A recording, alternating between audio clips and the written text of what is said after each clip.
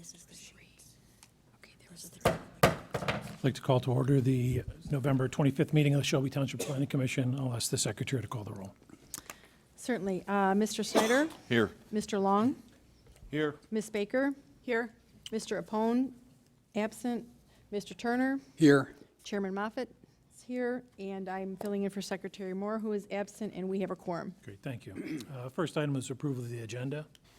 So move. Support. Moved and supported, all in favor? Aye. Next item, approval of the minutes from the October 28th meeting. So moved. Support. Moved and supported, all in favor? Aye. Aye, motion carries. We've got about 6 items this evening, 2 of them being public hearings. The first is a site plan, number 24-38, Adam Gebois for Builders First Source. Is the petitioner here? Want to come up? So anyone that speaks this evening needs to, when they're done speaking, sign the form with their name and address after they're done speaking.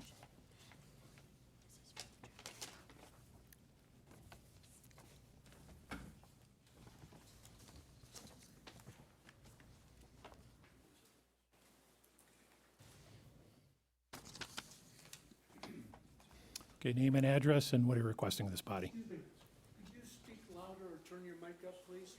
Well, I can't turn the mic up. You talk to the guys over there, but, all right. My name's Joe Borgeson. I'm with Cranbrook Building Company.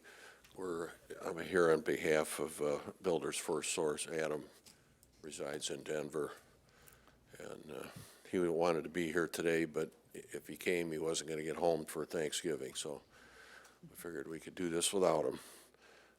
So the site, existing site, was purchased by Builders First Source a couple years ago, the old John's Lumber Building, and it's a great company. They're going to inject capital and keep jobs here and keep the place going, and I think it continue to be a good neighbor for you folks. So they want to add truck wells in the back. There was a truck well there prior that was filled in years ago. We don't know exactly when, but anyway, they want to reactivate that function and continue on. So. Okay. Nick, you have your comments. Yes, thank you, Chairman.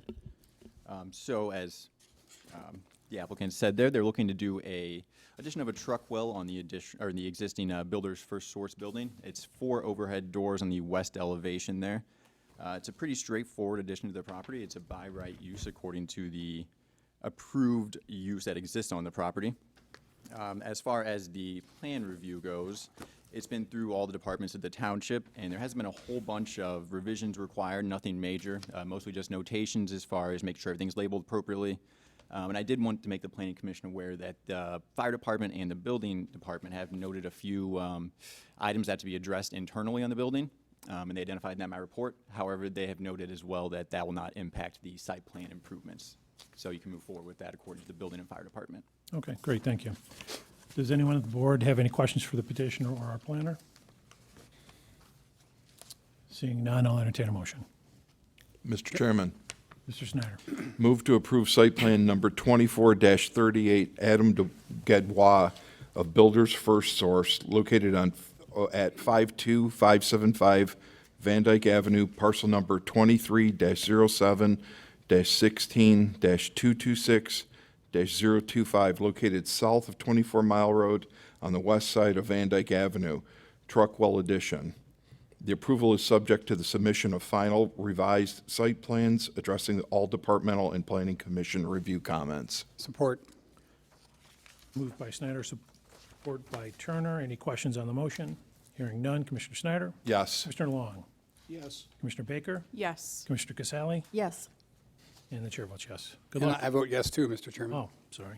You made the, oh, That's all right. Thank you. I've missed one too many meetings, and give me a hard time. All right, next item, site plan number 24-11, John D. Martinez.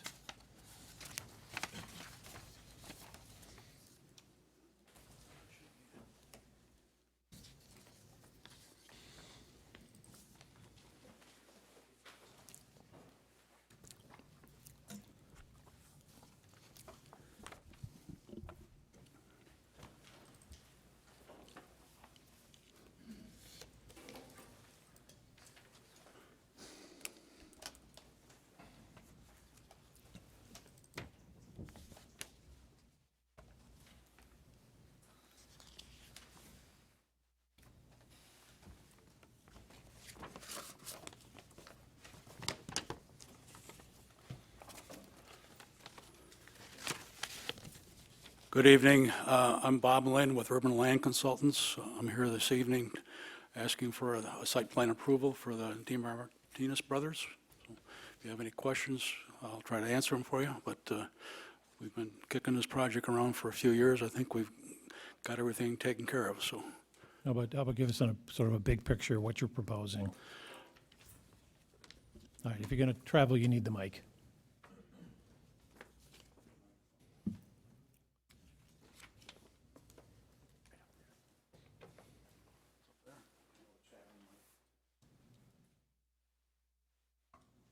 Maybe.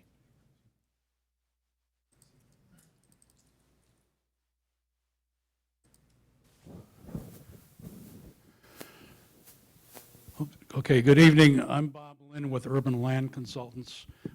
We've been working with the brothers here, Dan and John, for a few years. We finally come together with a final site plan. They've owned this building for a number of years. My company was involved with this project about '93. We did these plans here for Larco about 20 years ago, but at any rate, we're trying to develop the end of this little stub road. The client would like 2 industrial buildings similar to what is in the area here. So if you have any questions, I'll try to answer them for you, but that is our plan, and see what we can do for you. All right, thank you. Nick, your comments? Yes, thank you, Chairman. I'll just dig into the background of this site a little bit more, to build on what Mr. Lynn stated there. So that first building was constructed in 2001. It was planned by Urban Land Consultants. Now they're looking to finish off the remainder of the site with 2 additional industrial buildings that are permitted by right in this zoning district, which is light manufacturing. The surrounding properties are zoned to the light manufacturing to the north and south, so similar zoning districts. To the east, we have an R12 zoning, though, and it's multiple family low-rise. You'll know that as the Aberdeen Village Condominium Association. And then west, we have a single-family home, which is zoned R8 multiple family. As far as the light manufacturing zoning district goes, the proposed plan is a by right use. It meets all the requirements and regulations that would apply to light manufacturing in the district. No variances are required for the proposal. And as far as the township master plan goes, it considers this area of the township to be a light industrial property. The master plan identifies 21 objectives to pursue in developing these properties. Everything that really applies to this property, as far as that master plan goes, they have satisfied with the high-quality brick exteriors, the window space, the flexible tenant spaces. It satisfies the master plan quite well. So as far as the site plan goes, to dig into it a little bit more, that north building there has 11 tenant spaces. The south building has 12 tenant spaces. Now, as far as getting that number of tenants, they may be combined, they may be subdivided, but that's what they have right now on the plan. And as far as my site plan comments go, this project did undergo a preliminary review process. So we hammered out a lot of the larger regulatory issues. The only major thing I want to bring to the Planning Commission's attention is the screening they have at the east side of the property. So what's required there is major 2 screening. So we require a 50-foot green belt and a 6-foot berm, as well as a number of plantings and shrubs. They have provided there a 100-foot buffer area with a retention pond and a 30-foot green belt that also meets the required number of plantings in regards to trees and bushes. So it's up to the Planning Commission to accept this as acceptable screening and buffer space, but I did want to bring that to your attention when you're deciding on this plan. Okay, thank you. Any questions from the board for the petitioner or the planner? Mr. Chairman, one quick question. Mr. Turner? Nick, are you satisfied that the screening to the east has been satisfied with that? Yes, I think the 100-foot buffer space kind of meets the intent of separating and providing a clear transition between the residential and the industrial properties. Okay, thank you. Great, thank you. Any other questions or comments? Seeing none, I'll entertain a motion. Mr. Chairman, Mr. Turner? move to approve site plan number 24-11 for John DeMartinez of G&A Investment Company, LLC, for 6060 Stony View Drive, generally located south of 26 Mile Road on the east side of Mound Road, 2 multi-tenant industrial buildings.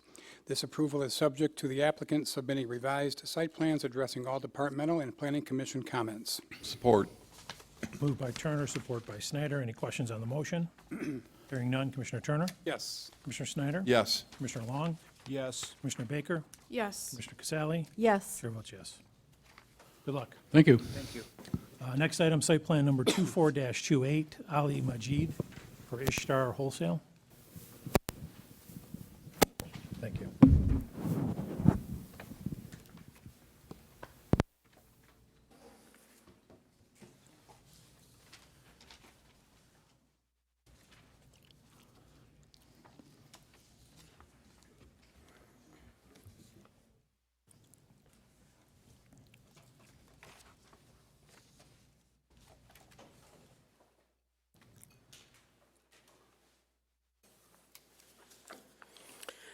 Good evening. Thank you for having us here tonight. My name is Ghassan Abdenour from GAV and Associates. We're representing the owners they're here with us here tonight. And I do have with me Chad from Green Tech Engineering. Actually, we thank the planning department working with us for at least for the last 3-4 months. It's that way. Those are Yes. the planning people. We've been working on both, so anyway. That did Mr. Schneider So, not yes, important. we are representing and reviving that old 107,000 square feet old building to a new market. We're designing something to be phase 1 and phase 2. Phase 1 will be starting on the south side of the building with a restaurant, hopefully called Ishtar Restaurant, and the market comes at the same time. We start working with the market.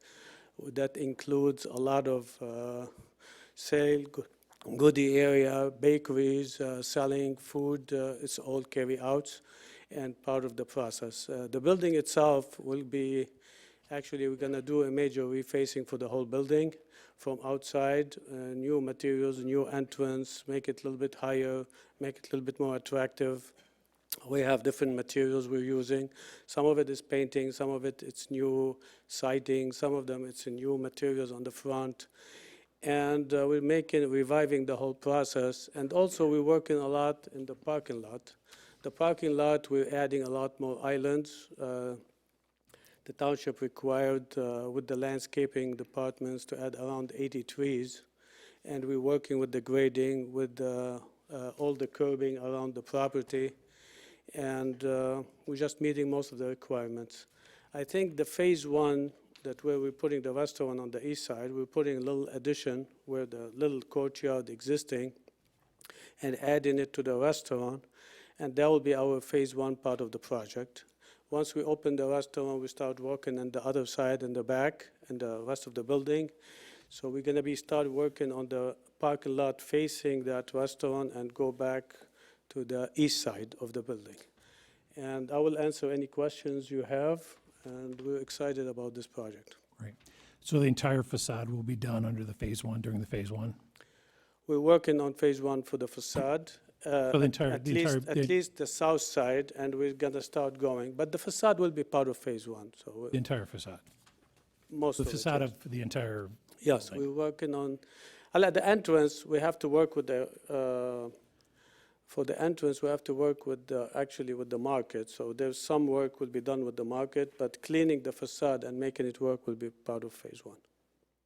okay, so the base of the facade will be done, so Yes. the uniform piece will be done during Yes. phase 1? Yes, yes. There you say there may be some modification. What's Some the modification for the entrance, yes. Now, in terms of the landscaping and the parking, now you're saying that's phasing in, or is that going to be done all with phase 1? We're going to start working on the whole piece of property, but we want to try to push harder on the south side of the property where we're putting the restaurant, and we're going to go back and try to finish the rest. Okay. Actually, the landscaping will be changed, and we're actually part of the process. We're changing a lot of the existing lighting, so the photometric has been changing too in the property. So.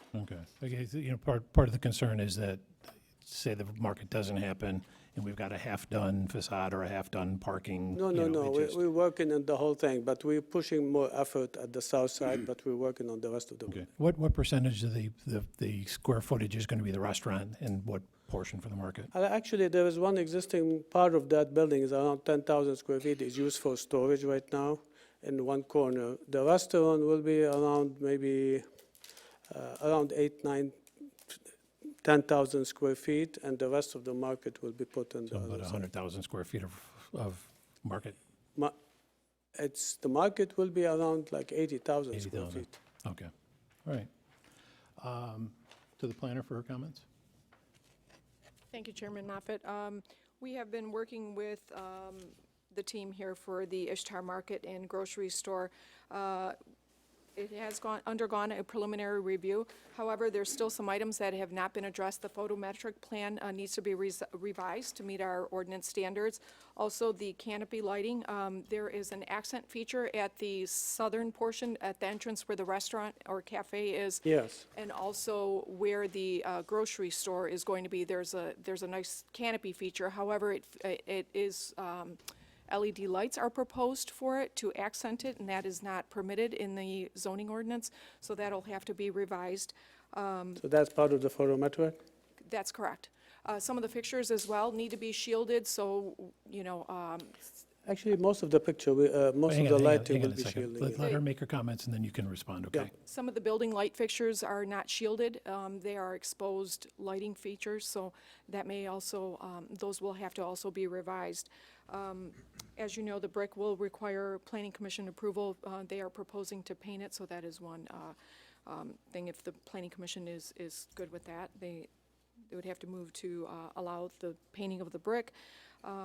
Now, the parking lot improvements, we had discussed that earlier today. That is part of Phase 2, the parking lot that is along the east of the building. Is that correct? We're starting with the south side, you're right, yes. And we're pushing back to the other side, yes. Right. And then I had a question too, as far as the east elevation. How much of the east elevation are you proposing for improvements along with Phase 1? It's actually, the painting and the canopies and everything will be done kind of mainly on Phase 1, but only there's some changes that might occur when we're doing the main entrance and how we start working with the market, so. That's all I have, Chairman. Okay. Would you recommend that if the parking and landscaping are somewhat phased in, that we require a bond, just to ensure that ultimately it gets completed and consistent? Yeah, that would be at the pleasure of the board. I don't think that would be unreasonable to post a bond for the improvements, at least to the parking lot and landscaping, if it's not done at the end of 2025 or started at the end of 2025. Okay, thank you. To the board, any questions for the petitioner or the planner? Mr. Chairman, Mr. Turner? help clarify it for me, will you please? The Phase 1, I think I heard it right, but I want to make sure I get it right. Phase 1, talking about painting the whole building and the canopy and the restaurant in Phase 1, and parking lot on the south side by the restaurant, correct? We're starting with the south side, but we're gonna be moving to the, Right, Phase 1 is going to be the parking lot by the That's right, restaurant on yeah. the south we're side. gonna provide enough parking for the restaurant, yes, you're right. Parking on the south side, painting the whole building and the canopies on both sides, right, the south and the east, That's right, correct? yeah. Phase 2 is the rest of the parking lot and all the landscaping. That's what you're proposing, right? In Yeah, Phase that's 2. how we did it, Yeah. yeah. So when do you plan starting Phase 1? But let's say it gets approved. What is your schedule to start Phase 1? Phase 1, once we get the approval, I think they're ready to start working with Phase 1. For the restaurant, we'll be working directly. Once we get the permit from the building department, they're working on it. So rather quickly, you would start Phase Yes, 1. yes. Then what is your plan for Phase 2? I think they're talking to the bank. The bank is already halfway going, and we're gonna start at least fixing the outside and working with the other part of the parking lot too. Okay, so I would agree that we need to have a bond for the parking lot, because as you said, Mr. Moffett, I wouldn't want to have a store that's half done. I'm going to tell you, what you're proposing for the old Kmart is great. This proves to me that persistence and patience sometimes pays off. We had a couple, 3 plans come in for this parcel for our developments, and we said no, because they told us what we're proposing as far as a self-storage unit was the best you're going to get for that property. We said, no, it's not. So this tells us that, you know, push for better than we could get, and we're going to get something better than we thought we could get. So I want to thank you. This is a great improvement, but I do think we would, I would concur with a bond for the parking lot improvements and the landscaping. Thank you. Thank you, Thank you. Any other comments or questions from the board? Seeing none, I'll entertain a motion.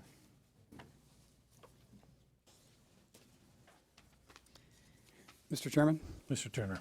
I'll move to approve site plan number 24-28 Ali Majid Ishtar Wholesale LLC, 7601 23 Mile Road, located on the north side of 23 Mile Road, west of Van Dyke Avenue, Ishtar Market and Cafe, subject to the submission of revised site plans addressing all departmental and planning commission comments. And I want to note, Julie, would this be the proper location for her to put in there about the bond for the improvements? That is correct. Okay, including a bond, including the posting of a bond for the improvements, the parking lot and the landscaping for the east portion of the property. How about also allowing to paint the brick? You got it, yeah, and would allow them to paint the brick, correct. Support. Moved by Turner, support by Snyder. Any questions on the motion? Hearing none. Commissioner Turner? Yes. Commissioner Snyder? Yes. Commissioner Long? Yes. Commissioner Baker? Yes. Commissioner Casale? Yes. Chair votes yes. Good luck. Thank you for having, and hopefully it's a nice project. And actually, we just did the gas station next to it, the new gas station on 23. And the owner is here and come out, nice project, and we're gonna make sure that this one, The world Looks needs good. more Dunkin' Donuts, so God bless you. he's here, so he's just very excited about it. Thank you, everybody. Thank you very much. Thank you. Next item is a public hearing, site plan SLU, special land use number 24-36, Ron and Karen Krakowski. I'll ask the secretary to read the notices published. Yes. Notice is hereby given that the Planning Commission for the Charter Township of Shelby, Macomb County, Michigan, has received a request for approval of a special land use. The applicant is Ron and Karen Krakowski, 2963 Kingview Lane, Shelby Township, Michigan, 48316. The proposed use is a group child care home. Location 2963 Kingsview Lane, located south of 25 Mile Road, east of DeQuinder Road. Site plan SLU number 24-36. Sidwell numbers 230707406012. The legal description is as follows. The Planning Commission will meet on Monday, November 25th, 2024 at 7 p.m. in the Shelby Township Municipal Building, Boardroom 52700 Van Dyke Avenue, Shelby Township, Michigan 48316, for the purpose of holding a public hearing on the special land use request. The applicant for the special land use may be examined at the Planning and Zoning Department in the municipal building Monday through Friday from 8:30 a.m. to 5 p.m. Written comments may be submitted to the Planning Commission at the above address prior to the hearing. Oral comments will be heard during the public hearing. This notice is provided in pursuant to the requirements of Michigan Public Act 110 of 2006 as amended. Shelby Township Planning Commission, Jerome Moffett, Chair, Raquel Moore, Secretary. The publication date was November 6th, 2024, Macomb Daily. 34 property owners and 1 applicant were notified by first-class mail on November 6th, 2024. Thank you. Mr. Paquette, did the publication meet all legal requirements? Yes, it did. Okay, thank you. Question for the secretary, did we receive any correspondence on this issue? Yes, we did, Chairman. We received 5 emails from various neighbors, and they were all in opposition of the project. Okay, thank you. So the format for the public hearing will be as follows. The petitioner will come up, state what they're requesting and their reasons for it. I'll then turn it back to the board to ask any questions for the petitioner. I'll then open it up to the public. Anyone is welcome to come up and offer a comment or ask a question. Again, I just ask when you speak, name and address, and then when you're done to sign in. I will record the comments and the questions. Okay, it's not a debate. We'll then bring the petitioner back up to address those issues. Purpose for this is to get an educated, we take both sides of an issue, so we make an educated decision on the request that's made for us, okay? With that, name and address. Yep, thank you. Ron Krakowski, resident of Shelby Township, located at 2963 Kingsview Lane. Okay. Thank you. Good evening, everybody. Ron here, also with my wife Karen. Karen, my wife, operates a family child care home facility licensed by the state of Michigan at our current residence. And in order to seek the next license through the state of Michigan, which would be a group child care facility that requires special zoning approval through the township here. So we are seeking a group child care or approval. That way we can proceed with our license through the state to obtain a group child care license. Okay, so what does that mean? What's that So- gonna, what services do you provide now in number? And then what will this allow you to do? Yeah, so this is relatively just going to be a minor, a small really change to what we currently offer and provide. The current license allows us to care up to 6 children, which my wife currently is doing. The next level license, which is the group care home, allows up to 12 children. Now, we recognize and acknowledge that 12 is also quite an undertaking, and that it's not our intent here, but we would like to provide for additional care for a few more children within our residence. Okay. Any questions from the board for the petitioner? Okay, I'm sure there will be more, so why don't you sit close and we'll bring you back up in a minute. Thank you. This is the only public hearing the Planning Commission will hold on this special land use request. Your remarks will be entered into the record for Township Board evaluation. The Planning Commission is a recommending body. The Township Board will take into consideration these comments when making the final decision on the application. At this point, anyone from the audience is free to offer their comments or ask any questions. Good evening. My name is Tom Mott. I live adjacent, on the adjacent street to Mr. Is it Kurkowski? Krakowski. Ron, with all due respect, I'm opposed to what you've proposed tonight with respect to an amended use of your home for child care. 6 children is one thing. 12 children is in a whole nother matter. It represents increased traffic. The street in question and the neighborhood in question is a mature neighborhood with no fences, except for houses that have swimming pools. I'm not sure how 12 children can be overseen safely in the summer months, for example, when they're out in the yard and there are no boundaries to confine them.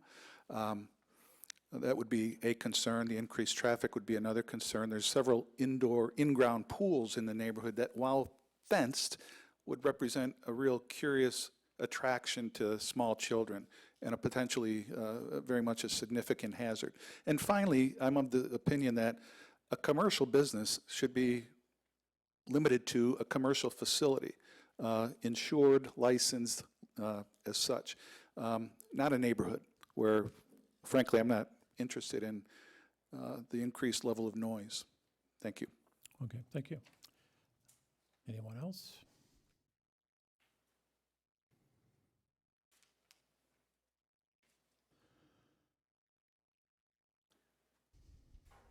My name is Paul Williams. I live across the property line from Mr. Krakowski, and my concerns are very similar to Mr. Mott's.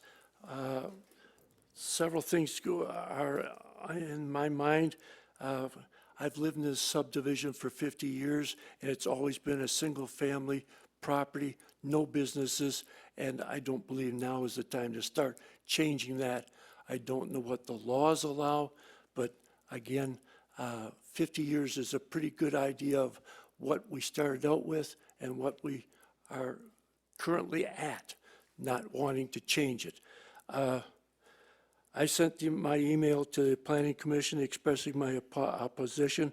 My wife, and I'm speaking for her, although she may want to stand up, we both oppose it. The question of how many children can run free when they're not in school, off the property, what is the age limits that these children can be, what happens to them when they age out and how are they replaced.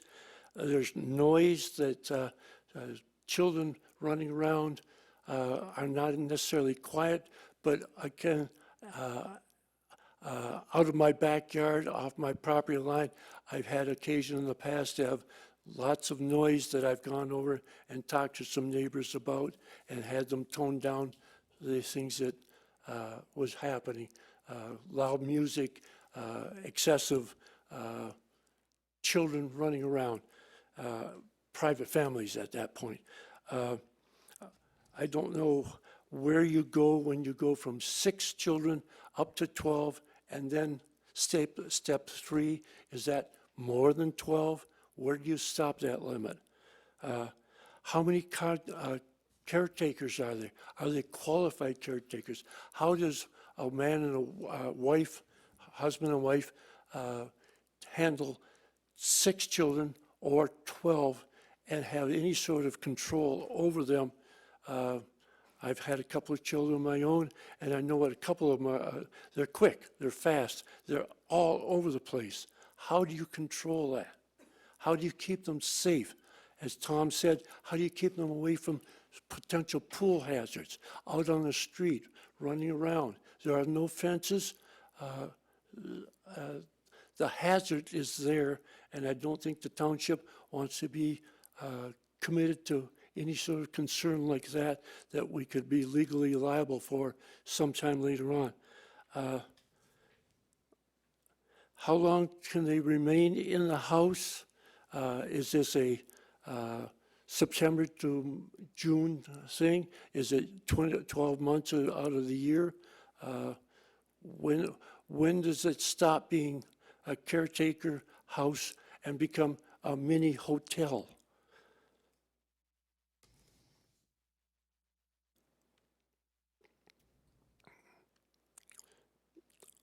Well, maybe that's enough. I don't want to repeat myself. I thank you for your time, your consideration, but basically, I'm opposed to it, as others in my neighborhood have already expressed their opposition to myself, and they may or may not speak to you here and now. Thank you very much. Okay, thank you, sir.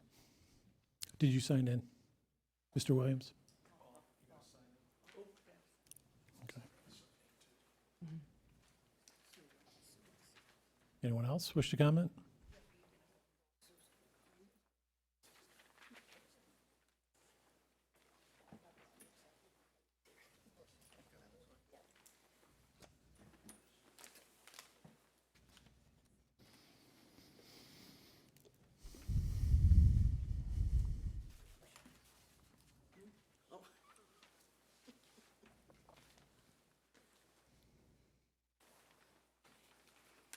Hello. Good evening. Hello. My name is Suzanne Check. I live at 2984 Hartford Lane. Our backyards look at each other from the backside, and I do have an in-ground pool. So I am very concerned. It is fenced in. However, half of my lot is completely open. So that would be my main concern. And I guess finally, with the single-family provision, that is in accordance with the master plan of the township. So I think from those issues, I am opposed to it. So thank you for your time. Okay, thank you. Anyone else wish to comment? Going once, twice? I'll bring it back to the board. Planner for her comments? What? Yeah, thank you, Chairman. So this is a special land use request in the single-family Oh, I'm residential. sorry. I'll have the petitioner come, yeah. Okay. Don't want you to have the petitioner come back up.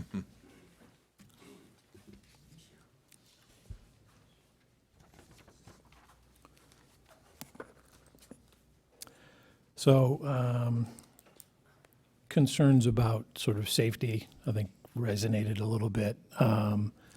And how many caretakers are you required to have with 12 kids? Because frankly, we're addressing 12 Yeah. because that's what you're approved to use. So all care will be administered through and in accordance with the state of Michigan's and their licensing provisions. We've actually had the state of Michigan complete 2 inspections since April of this year. And in fact, I would make the argument that our home is safer now than it ever was previously and ever would have been had we not made this decision to apply for this license. Various requirements as far as fire, safety, keeping, practicing regular drills in the event of hazardous conditions.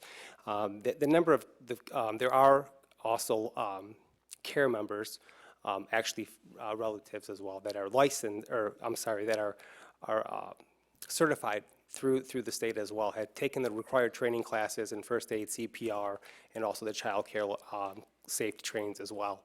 So like I said, everything as far as safety is concerned, under the supervision of multiple adults, and we're talking children here, no greater than 5 years of age. You know, at that time, they're going into school. We actually have 2 children ourselves, so we're very, you know, on top and proactive with being alert at all times and watching children. And my wife's truly an amazing caregiver. If anything, this is a benefit to the community, to our neighborhood. Safe, affordable child care is in high demand these days, and we're just grateful that we have the opportunity to do so. I understand, I recognize, I acknowledge some of the concerns of our neighbors. But truthfully, nothing's going to be any different than it was the way it is now at the end of the day. We're still currently licensed and operating, you know, the business the way it is, just looking to provide care for a couple more children. That's all this is for. Okay, so, but to my question, are you required to have X number of staff per X number of kids? Yes, it's based on the number of kids that are in attendance per day. So right now, you have one caregiver is good for 6 kids? No, well, yes, but we actually have more than that. We have two my wife and always a helper currently. So we actually will intend to go above and beyond the minimum state requirements. Okay. In terms of like the increased traffic within the neighborhood? I don't believe that would really result in any changes, and I believe even the traffic, you know, my neighbors that are here today, I think are all located even on a different street. So even the traffic, you know, wouldn't even be passing through their street as it is. And the traffic are people that have families and children as well. So this isn't, you know, delivery drivers and people that are unfamiliar with the area that are flying up and down the street. These are respectful, you know, also residents of Shelby Township as well. They're just looking for good quality care for their children. Okay, what are the hours of operation? So 8 to 4:30, so 8 a.m. normal business hours. it's pretty much a hard 4:30, or do you have Well, a flexible? so typically it's when they get dropped off. Normally it might be 8:30. I mean, it's never before that time though. But within that window, a window, plus or minus, say, half an hour. Plus or minus an hour and a half. I mean, they come at different times. The age ranges of the kids and other limits? Well, there are no limits. I guess we're technically licensed for up to like 6 years of age.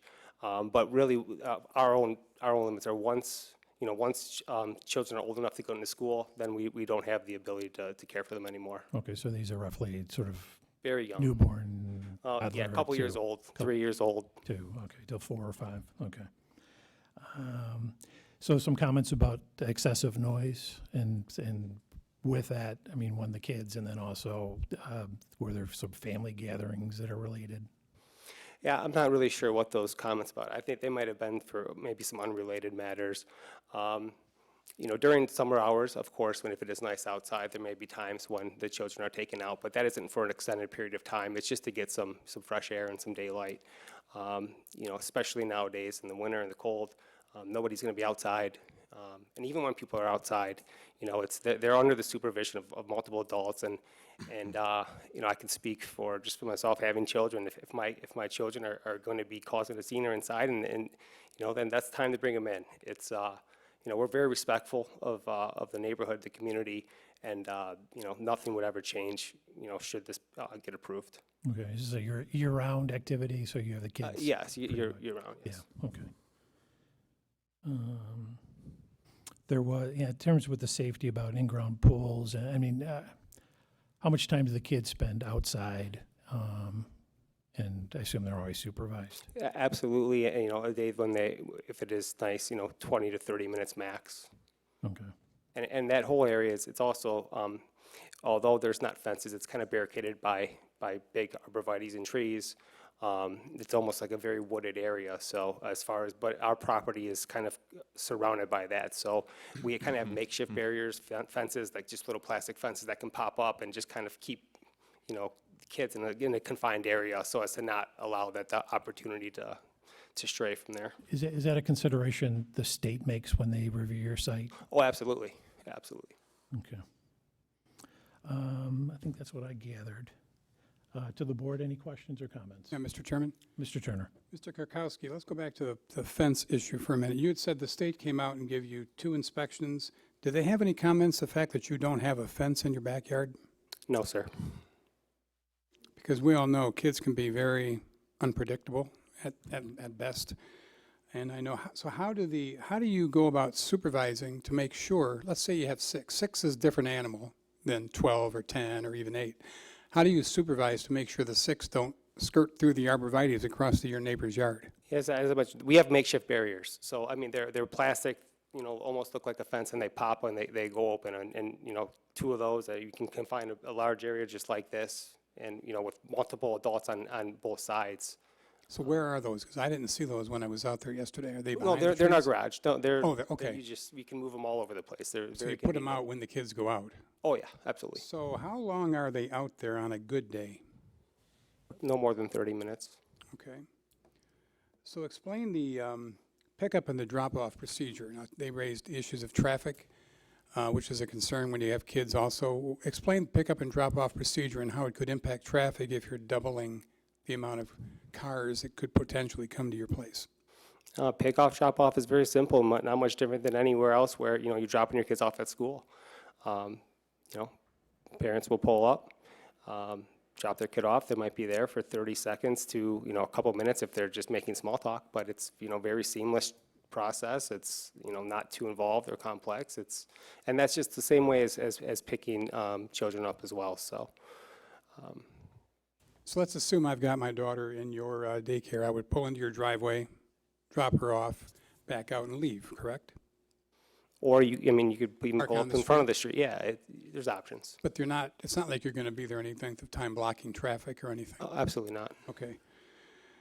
Now, did the state have any comments about the neighbor? Because when I was out there, I noticed one of your neighbors has a pool, and it's probably the lady who spoke. Any comments about a pool in near proximity to your daycare? I know it was acknowledged, and I believe it also is in our state report, facility report. Every licensed facility is within the state database, and, you know, it tells, you know, details about the approved facility, and I think it might acknowledge that there's a pool, you know, in close proximity. So that way, other parents that are considering bringing their children there, of course, they can see it with their own eyes, but it's just on, I guess, you know, in the database as well. So what is your plan? If you're at 6 right now, what is your plan to expand to 12? Is it something that you would do immediately, or is it something you would phase in? I mean, obviously, you got to find more staff. So what is your plan to expand? Well, really, the plan is just to allow for about 2 to 3 more children, to no more than probably, you know, 9, but probably start with getting up to 8. There are a number of people that are actually very interested in bringing their children to our facility right now, just because they know what my wife is about and how well she takes care of children. So we also have our own children that counts towards the amount of care that we can provide to others as well. So it's just really to kind of allow for that, just a couple extra children to you know, to attend on a you know, it's really up to the parents as well. My wife allows for part-time or full-time, which part-time is only 2 to 3 days a week. Full-time would be 5 days a week. Bear with me a moment. I'm looking through my notes. A lot of the residents seem to be concerned about safety. And I can tell you, as a former school bus driver, kids are very unpredictable. So you've got to make sure you keep an eye on them all the time. The state's been out there. They've inspected it. You have already been through the inspection for 6. So I certainly understand what the residents are saying. I'm a little perplexed about the noise issue. And I'm not discounting it, but it would seem to me that if on a Saturday morning, a leaf blower or a snow blower or a lawnmower would probably make more noise for a longer period of time than some kids outside laughing and giggling and having fun. I'm not trying to discount it, but I'm still trying to get my head around what exactly the noise pollution would be. Certainly, to me, it does not sound like you want a mini hotel. That's not what I'm getting. You just want the ability to expand a few more kids. So that's all for now, Mr. Chairman. Okay. How many families of those 6 kids represent? Do you have like multiple? Do you get multiple? Yeah, there's 2 that are multiple, so it's basically 3 families. Okay, so 3 cars coming in and out. Yeah. Someone similar. Okay. To Commissioner Caselli. Yes, thank you. Just to clarify, the state requirement for the number of caregivers per number of children in an in-home daycare is what?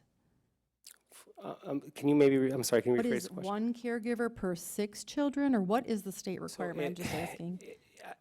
It's hard to give this straight answer there because it also varies by the age of the children as well. So like if it were a number of infants, that if there was like 2 infants and 4, 2 toddlers, that would require a second person versus if it was just all toddlers, then one person could care for all 6. So it's really also dependent on the ages of the children as well. Okay, I was just curious, and I'm sure that you are abiding by the law. I'm not interrogating any, or implying anything. And I do appreciate what you're doing. I have 6 grandchildren under the age of 5, and I do babysit them 3 days a week on various days, and we are outside, and they do not, they are not, I agree with Mr. Turner, they are probably not noisier than the average snow blower, or they love to go outside and watch the grass cutters on a daily basis, and so they're very loud. So I appreciate what you're doing, and I know that even my children have inquired about in-home daycare, which is desirable over a larger facility, and so I appreciate what you're doing, and I would support what you're doing. Thank you. Mr. Chairman, I have one more question. Mr. Turner. Julie, do you know if there's been any citations or any comments to the township about violations, noise violations at the location? I had checked with the Code Enforcement Department. There have been no complaints cited any recent time or in the past. Okay, thank you. Mr. Long. So it says the home is 2,400 square feet. Is there a basement there, or Yeah, the basement is where the children are cared is there for. an egress window in the basement? Absolutely, it's required by the state. So, as I see it, you probably have a fairly large living room and maybe a family room. So you're going to keep 9 kids in there for 7.5 hours? And let them out for a little half hour a day? Not necessarily, and I want to be clear, it's not every time that there's always going to be 9 children there at a given time. Like I said, there's some part-time children, there's going to be full-time as well. And they also take, naps throughout the day as well. So it's a fairly large basement, it's completely furnished. I would say it's over 1,000 square feet. It's, I don't have photos with me, but I mean, it's been dialed in, just like any, daycare facility that you would see to care, provide quality care for children. Okay, thank you. And I just would make one more comment. We consider ourselves just to be really friendly and want to be very approachable neighbors as well. So I would just say to any of our neighbors that, do have any concerns, we'd be happy to just to hear from you guys once in a while, or just, have an open door policy, just, knock on the door. We'll gladly take into consideration, any thoughts that you guys may have. So anyways, thank you for everyone's time this evening, and be happy to answer any more questions that may arise. Okay, thank you. Any other comments? No? Okay. Now, the planner can grace us with her fine comments. Thank you, Chairman. So basically, Mr. Krakowski explained the whole situation. This is a special land use approval in the single-family zoning district. They have to meet the standards in the special land use requirements, which I feel like they've addressed. Mr. Krakowski has addressed that issue. Part of our ordinance requires fencing, but if the state has already approved that and they've been out to the site and they're okay with what they're proposing, I feel that's sufficient. Secondly, I just wanted to mention that the state regulations, these facilities are highly regulated. They go from regulating training to certifications, daily activity programs, so they're very scrutinized by the state as well. And I believe it's 1 per 6 with the older children as far as caregivers within that facility. So with that being said, this is not uncommon. We've approved these before in single-family residential districts as long as those items are taken care of, as far as noise and traffic and such. It's not a burden on the neighborhood. So I don't have any objections to this. And like I indicated to Mr. Turner, I did check with code enforcement. There have been no noted violations, any noise complaints, or any issues under Mr. Krakowski's address. Okay. And I'll that was ominous. No violations or cited by the state to your time? No, absolutely not. And as was just suggested, they're very, very rigorous and really scrutinize, everything that we do. So, we're being watched very closely. Okay, thank you. Is there a motion to close the public hearing? So moved. Support. Moved and supported, all in favor? Aye. The basis for our recommendation this evening, you can sit down. Basis for the recommendation this evening must be based on the following standards: compatibility with adjacent land uses, consistent with and promote the intent and purpose of the special land use, compatibility with the natural environment, consistent with the capacities of public services and facilities affected by the proposed use, protect the public health, safety, and welfare, and adequacy of public access to the site. We may recommend approval, disapprove the request, or table it to evaluation to evaluate the information we received this evening. At this time, I'll entertain a motion. Mr. Chairman, Commissioner Casali. I move to recommend approval to the Township Board Special Land Use 24-36 Ron and Karen Krakowski, 2963 Kingsview Lane, parcel number 23-07-07-406-012, located south of 25 Mile Road, east of DeQuinder Road, proposed group child care home. The applicant has met the standards in the Section 6.5 Special Land Use Standards and Section 4.6 Group Child Care Home in the Township zoning ordinance. Support. Moved by Casali, support by Baker. Any questions on the motion? Hearing none. Commissioner Casali? Yes. Commissioner Baker? Yes. Commissioner Long? No. Commissioner Snyder? Yes. Commissioner Turner? Yes. And the chair votes yes. Good luck. Next item is also a public hearing, and this is for a site plan conditional rezoning, special land use, number 24-32, Derek Reba. I'll ask the secretary to read the notices published. Certainly. Notice is hereby given that the Planning Commission for the Charter Township of Shelby, Macomb County, Michigan, has received a request for approval of the following conditional rezoning and site plan special land use. Applicant Skilkin Gold, Derek Reba, 4270 Morse Road, Columbus, Ohio, 43230. The proposed zoning and use, rezoning from O1 professional office and C1 local retail business to C2 linear retail business and site plan special land use for Sheetz gas station and convenience store. The location is 48945 Van Dyke Avenue and 7828 22 Mile Road, located on the southwest corner of 22 Mile Road and Van Dyke Avenue.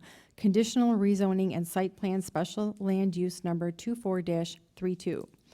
The Sidwell numbers are 230728226045 and 230728226015. The legal description is as follows. The Planning Commission will meet on Monday, November 25th, 2024 at 7 p.m. in the Shelby Township Municipal Building, Boardroom, 52700 Van Dyke Avenue, Shelby Township, Michigan, 48316. For the purpose of holding a public hearing on the conditional rezoning and site plan special land use application. The application for the conditional rezoning and site plan special land use may be examined at the Planning and Zoning Department in the municipal building Monday through Friday from 8:30 a.m. to 5 p.m. Written comments may be submitted to the Planning Commission at the above address prior to the hearing. Oral comments will be heard during the public hearing. This notice is provided pursuant to the requirements of Michigan Public Act 110 of 2006 as amended. Shelby Township Planning Commission, Jerome Moffett, Chair, Raquel Moore, Secretary. The publication date is November 6, 2024 in the Macomb Daily. 53 property owners, 3 applicants, and 9 utilities were notified by first-class mail on November 6, 2024. Thank you. Mr. Paquette, did the publication meet all your requirements? Yes, it did, and I would like to point out that our firm represents applicant Skilkin Gold in some other matters in some different municipalities, but we have not been involved in this matter before the commission at all. Okay, thank you. Commissioner Casali, did you receive any correspondence on this issue? We did have one email from the Chaldean Chamber, and they were in opposition to the proposal. Okay, thank you. The format for this public hearing will be very similar to what we just experienced. The petitioner will come up, state what they're requesting and their reasons for it. I'll then bring it to the board to ask any questions of the petitioner. I'll then open up so anyone wants to offer a comment or ask a question. I'll make note of those comments and questions and bring the petitioner back up to respond. Again, not a debate. The purpose of this is for us to make an educated decision this evening. With that, Good evening, members of the Planning Commission. My name is David Bruckelmeyer. You can find me at 39300 West 12 Mile Road, Farmington Hills, Michigan. Thank you for having us here tonight. We're excited to present this project, and we've been working with your staff for some time to bring this to you. Prior to going through some of our information, though, I would like to take a few minutes and tell you who Sheetz is, since we're a little bit new to this market. And with that, I will get into the presentation. So Sheetz was started in 1952 in central Pennsylvania. It's a family-run, family-operated company. It started out as a dairy, deli, carry-out store. It was really more grocery, deli-focused. So that was really our roots. Today, we have more than 16 family members involved in the business. We have over 760 locations, all family-run, family-operated. Pretty incredible operation. A little bit about our experience. So I told you we started out in the dairy deli industry, and we still hold true to that today. Today, we have a 24/7, 365 full-service restaurant where you can order over 1.8 million combinations of food. Pretty incredible. It's something that is really unique in the convenience store space. Considering we make a vast majority of our food in-house in our own commercial kitchens. It comes out of central Pennsylvania. Pretty incredible, consistent offering. Again, 760 locations, all operated by the same family. You can see a little bit here on the inside of our store, the full kitchen. We have the Sheetz Brothers Coffee Bar. You can order any kind of espresso, milkshake, smoothie, all those kind of things available. Again, 24/7, 365. And on the right side, you can see our full convenience offering, which you would be hard to find, to not find an item you want. It's really an incredible premium one-stop shop that we offer. To focus again on the restaurant use of this space, we have 30 indoor dining spaces at each location. A lot of people come in, shoot off an email on free Wi-Fi, maybe they're on their way, grabbing a cup of coffee, grab their breakfast, sit down, enjoy a meal, and then be on their way. Another thing about convenience, we have full touch point ordering. You come up, it's an iPad style, you can do the 1.8 million different combinations, all from the touchscreen. It's really convenient and easy, and then you can sit down and wait for your order to be ready. Couple of other things that make us stand out in the space. We have premium four-sided architecture. All four sides are full brick sections. We feature architectural metal awnings, really a best-in-class look, including brick pavers around the building, a zero-barrier entry. It's really an incredible offer. In addition to the indoor seating, we have outdoor dining. So most of our locations feature roughly 16 to 18 outdoor dining spaces so people can come and enjoy a meal in the nice weather. So a few things about this project. It represents an $8.5 million investment into Shelby Township with 30 to 35 local positions, that's really an incredible offer. A lot of our investments with construction, engineering, all that is local. We're using a lot of local civil engineering, traffic firms, all that, geotechs, and we're going to be using some local contractors as well. So we're trying to keep all of our investment local. This will obviously increase the tax assessment on the property, which is good for the public. In addition to that, Sheetz offers some pretty incredible benefits back to the community. We have Sheetz for the Kids, which donates to 16 families at Christmas time. Every store gets 16 families, and when you listen to that, it doesn't sound that big on a small scale in one store, but multiply that by 760, and it's really a pretty huge investment into our communities and really gives back to communities at Christmas time that are in need. We also donate to Special Olympics in every state that we offer. So when we open, we give them a donation and then ongoing donations as we are in operation in all of our communities. Giving back to our employees, they're our lifeblood. They're really the people that make the things happen. So Sheetz really takes a lot of pride in taking care of our employees. We have medical, vision, dental. They are incredible benefits offered to all the Sheetz members, Sheetz team members that are full-time.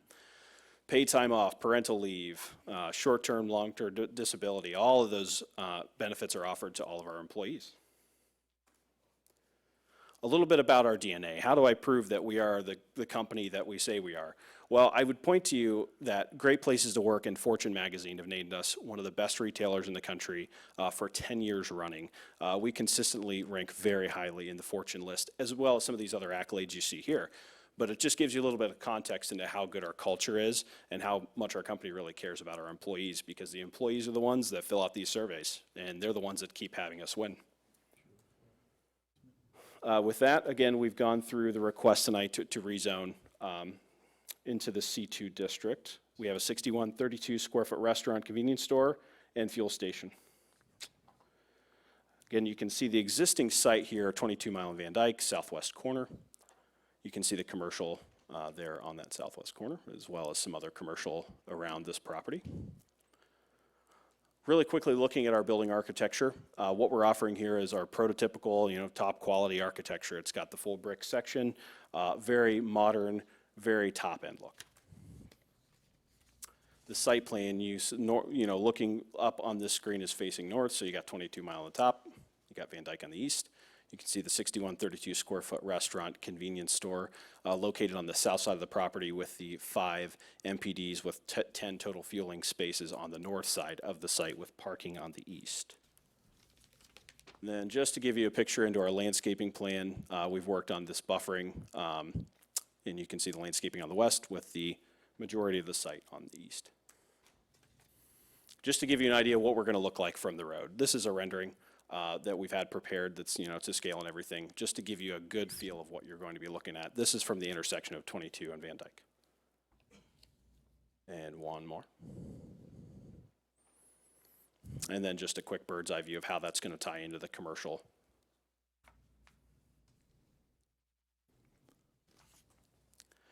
With that said, we're happy to take any of your questions tonight. That is all. Okay, thank you. Thank you. I know there had been an issue with the cross-access agreement. Do you want to address that, or are attorneys prepared to offer some comments? Absolutely, we can address that. Long story short, this property has been used commercial for some time, and there's been cross-access for over 35 years. There is an agreement in place. There's a small discrepancy that we've cleared up. We very much believe and can prove that we have rights to cross-access on this property. We'd be happy to make that a condition of approval, that we work with staff to firm that up. But we are very confident that we have the cross-access that we are proposing on this site plan. Okay, great. To the board, for any questions for the petitioner? Mr. Chairman, Mr. Turner? you put a great proposal together, no questions about that, but I have a question for you. Currently it's zone C1 and 01, correct? That's correct. Now, I understand you maybe can't develop it as C1 and 01 under this plan, but explain to me why you can't develop this property as it's currently zoned C1 and 01. Even if you were to rezone both to C1, why can you not develop it as either one? At this point, I don't believe our use is allowed under the C1 district. I understand that. So are you saying that it cannot be developed as C1 and 01? Believe Or that is you just can't develop it for this as C1 and 01? That's what I'm asking. Well, certainly someone could come in and develop it at this point, under current zoning. However, that's the request we're making, is to rezone this to C2 so that we can have our use. Well, I on the understand your property. request. I was just, because I was saying if there was some elements to the property which make it impossible to develop as C1 or 01, that's what I was hoping to hear. Oh, What I'm certainly, hearing is simply that we need this developed as C2, rezoned as C2 to develop it, right? It's a need that we have. Those parcels that are existing that we're going to combine are very small. They would be very difficult to develop, under their current uses. So that's something that, another developer has obviously struggled. I mean, this property hasn't been developed for some time. So under the current uses and zoning, nobody's been able to develop it yet. It's pretty small lots. Okay. So they would really struggle to develop it at this point. All right, fair enough. Thank you. Okay, thank you.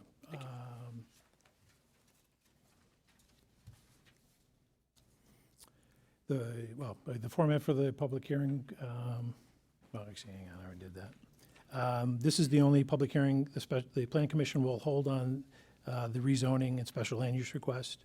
Your remarks will be entered into the record for Township Board evaluation. The Planning Commission is a recommending body. The Township Board will take into consideration these comments when making its final decision. At this point, anyone is free to come offer comments or ask any questions.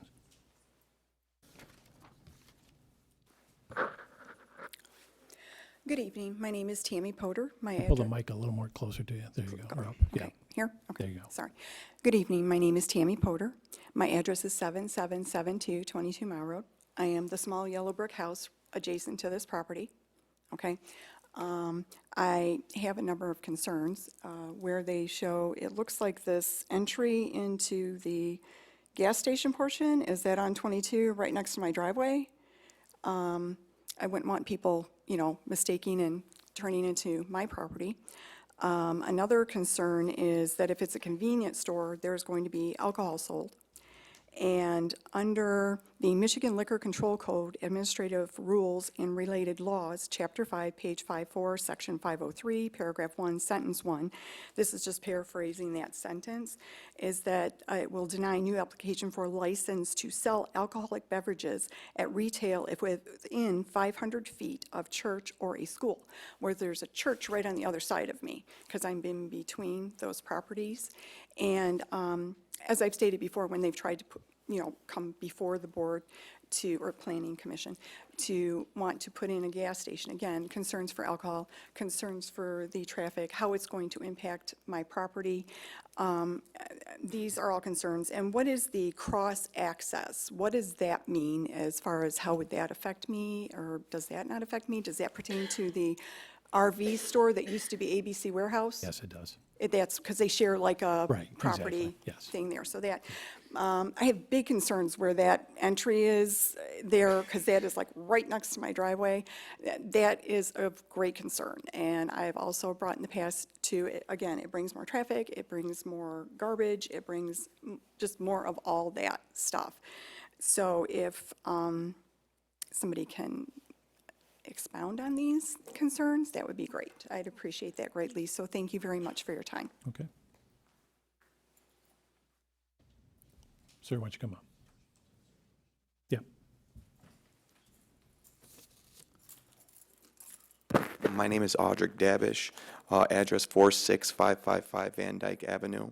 I would like to submit something to the board. It looks like you guys did not get my attorneys or our attorneys' paperwork. From So Barnum? I would just like to submit this. Barnum? Yeah. Yeah, We okay. have it, yeah. Okay, cool.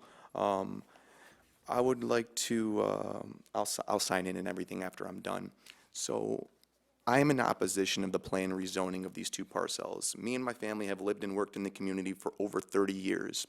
I myself personally have owned a house in Shelby Township right down the street from where you're trying to rezone for 5.5 years. Between Van Dyke and Hall Road and 24 Mile and Van Dyke, there are currently 9 gas stations, 8 of which are family-owned and operated, one being a large corporation, Circle K. After Circle K was built, it took 30 to 40% of business and foot traffic away from local mom-and-pop gas stations within a 5 to 10 mile radius, 5 to 10 mile radius, who have been in the community for 10 to 50 years. If you allow the rezoning and the sheets to open, it can possibly garner an additional 30 to 40% of loss of foot traffic to all of these smaller gas stations, non-corporate gas stations competing, thus possibly causing them to close down. Why would you rezone and allow another gas station to be built with the possibility of closing 2 to 3 other gas stations? I actually did notice the young lady's house over here. I thought it wasn't occupied. I'm not gonna lie to you. The fact that she lives there, that shouldn't happen. That's something I didn't even write in here. That's just something I notated. I just thought it was an empty house that no one lived in, so that definitely shouldn't happen. On top of that, also under Township Master Plan, property zone for professional office and local retail business is such as the subject parcels are contemplated for the following future use: commercial, town center, mixed use, and service corridor. However, the subject parcels are located in an area designed for future use as a consumer corridor in the master plan. Contrary to the pending application, the subject parcels were not contemplated for consumer corridor. Future use under the master plan granting the application would therefore be inconsistent with the master plan and goals for future use of the subject parcels as described in the township's master plan. Additionally, as it is currently zoned, an investor has the potential to build a large scalable office building generating hundreds, if not thousands of jobs, thus generating more income for the community via the taxes that creates, or maybe a beautiful plaza where 5 to 10 different businesses rather than just one corporate business can succeed or be built there. in the county and increasing the tax revenue rather than just one corporate giant like Sheetz that owns over 760 gas stations nationwide throughout the United States. Also, considering they are headquartered in Pennsylvania, opening up and employing a maximum of what, 20 people? When you can have a building that goes up or up to a certain level that employs hundreds, 50 people, 60 people that need the jobs. They're out of Pennsylvania. The general income for Sheetz employees, 49 to 70,000, as internet search results on Google have shown me. Additionally, Sheetz is a mega corporation bringing in over $7 billion annually in sales. Over 95% of products they purchase don't come from Michigan. They don't come from Michigan distributors. They don't come from the local wholesalers who have been in the community for 30, 40, and 50 years, some of which I know on a personal level. Additionally, some additional reasons for objecting to rezoning. There's no need for more gas stations. On Van Dyke, between Hall Road and Van Dyke and 26 Mile, if you guys haven't noticed, we have some of the most competitive gas prices in the state of Michigan, the cheapest. Public safety. With 24-hour business, it presents more risks to the local police department. It's a burden. It's a burden. I've heard it from local law enforcement, from other corporations, I won't name the name, that are in the area. It's a burden on local police department. The theft of alcoholic beverages by underage individuals is statistically happened more often after 11 p.m. Most mom and pops are shut down by then, 11:30, and that's the latest. Crime risk. Increase risk of crime at 24-hour restaurants as they become magnets for criminals to hang out. Sheetz sources out-of-state vendors, bypassing local businesses in the supply chain such as Shelby Wholesale, which has been there for 53 years. Thank you for your time. I hope everyone has a wonderful night, and thank you for listening.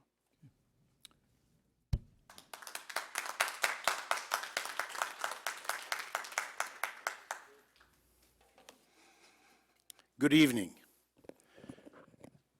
My name is Sharkey Haddad, and I work with the Chaldean American Chamber of Commerce, where hundreds of our members are small business owners. Many of them are gas station owners. And I'm here not because they called us and said they're afraid of competition. Many of the small business owners who are members of our chamber have been used to competition for the past 30, 40 years. We welcome competition. But the question arises is, how can we compete with a $7.5 billion corporation? How fair is that for the mom and pop operation who sometimes live in the same community that they do business in? They buy homes in Michigan. They buy their cars in Michigan. They send their kids to school in Michigan. David here, I started to liken him because he's always picking up on the issues and that we bring up. He always claims that Sheetz is a family-owned business. Well, so is Walmart. What kind of effect does Walmart have when they come into a community? Many city officials always complain, how come we don't have a downtown area? How come we don't have a community atmosphere area? Well, if you allow corporations such as Walmart to come in and put all of those unique mom and pop operation out of business, you're never going to have a community atmosphere. And you're never going to have small businesses thriving. 750 locations on the East Coast. Now, they don't tell you that they have been sued by the EPA, and they settled out of court. And we all know what happens when people settle out of court, especially corporations. They don't tell you that they have been sued by the federal government for discriminating against minority applicants, job applicants. They don't tell you these things. They don't tell you about how many shootings and killings and robberies has been taking place at Sheetz restaurants on the East Coast. Just recently, an off-duty police officer got shot and killed trying to stop teenagers from stealing alcoholic beverages from their stores, which is a big issue because they're open 24 hours. Many teenagers who cannot purchase alcoholic beverages, they'll come late at night and they will go in and try to steal alcoholic beverages. They say that they're going to hire 30 to 35 employees. Well, guess what? At least 25 of those employees are going to be from the local gas station, neighborhood gas stations around them. Why? Because if they're going to take 30 to 40% of the sales of the other gas stations on Van Dyke, they're going to let go of their employees, some of their employees. And that's who they're going to get, employees of other gas stations, because they're going to let them go. And then they say that they offer health care to all of their employees, where I challenge them to give us statistics that shows more than 2 people, which is the general manager and the assistant manager, who gets full benefits. Everybody else, I bet you it's part-time. I would love to see the score on that. They say that Sheetz, they brag about their security system. Well, if their security system is so good, how come they have to bring in security dogs in their stores in North Carolina? Security dogs. I know of no small business that brings security dogs to provide safety to their customers. I would like for them to comment on that. Sheetz will say that crime happens everywhere. Well, I had many meetings with chief of police throughout the metropolitan area. Not one of them told me that they liked the idea of a 24-hour gas station, liquor store, and a sit-down restaurant. We all know that a 24-hour restaurant, especially on the weekend, it's got nothing but an attraction for bad actors. And many police chiefs said to me, Sharkey, nothing good happens after midnight. Now add to that you have alcoholic beverages in a store on the shelf. You do the math on that one.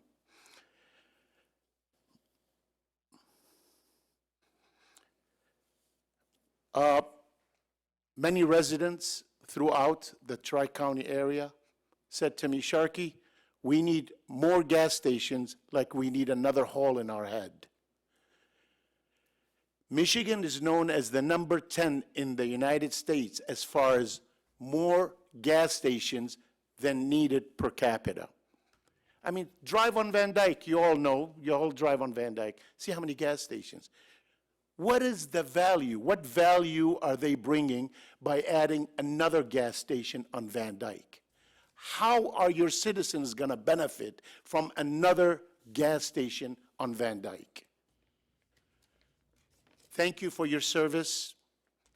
I don't envy you. You guys, it's a thankless job, but I appreciate you asking those questions, and I appreciate you looking after the interest of the citizens and taxpayers of Shelby Township.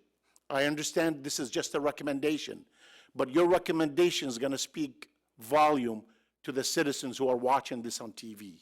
Thank you very much.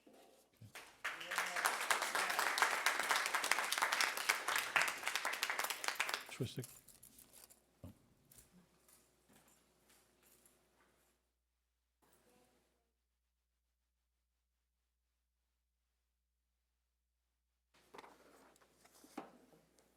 Good evening. How are you?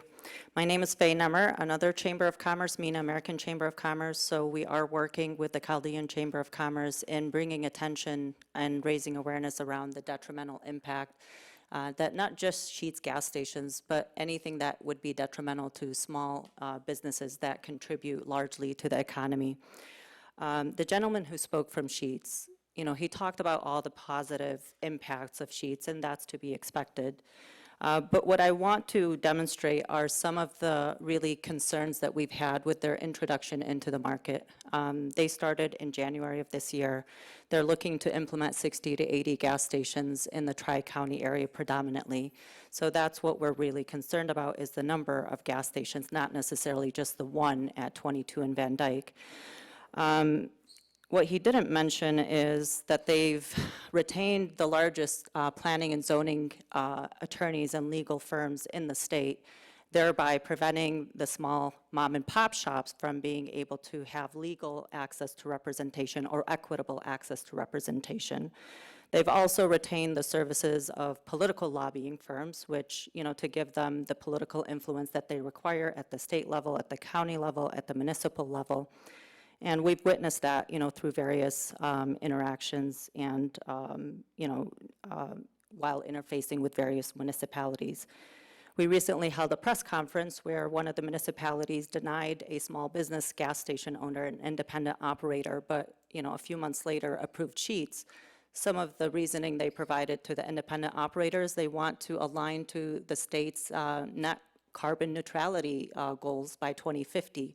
But then approved Sheetz that's 3 times the size of the independent operator. So we are witnessing some inconsistencies there in preferential treatment, and we're hoping that you'll be more balanced and even-handed.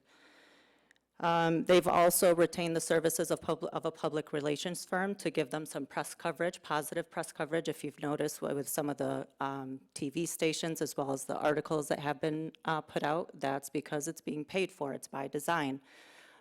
They've recently communicated and marketed 40 cents off per gallon on gas.